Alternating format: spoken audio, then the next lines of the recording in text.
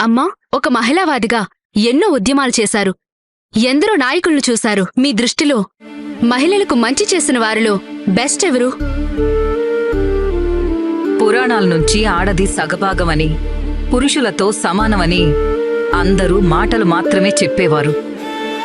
కాని ఆ మాటలను శాసనంగా మార్చి చిన్న చిన్న పదవుల నుంచి ఉప ముఖ్యమంత్రి దాకా అన్నింటిలో ప్రాధాన్యతను ఇచ్చి ఆడవాళ్లను అందలం ఎక్కించింది మాత్రం ఒక్క జగనే. ఈ ఎన్నికల్లో కూడా మిగతా పార్టీల కంటే మహిళలకే ఎక్కువ సీట్లిచ్చాడు మా జగన్. మహిళా సాధికారతే లక్ష్యంగా దేశంలోనే ఎక్కడా లేని పథకాలు మహారాష్ట్రంలోనే ఉన్నాయి. కానీ ఒకవేళ ప్రభుత్వం మారితే? ఆ ఛాన్సే లేదు. ఎలా చెప్పగలరు? ఆడవాళ్లంటేనే అనుబంధమమ్మా. ఈ రాష్ట్రంలో ఏ ఆడబిడ్డ జగనన్న బంధాన్ని తెంచుకోదు.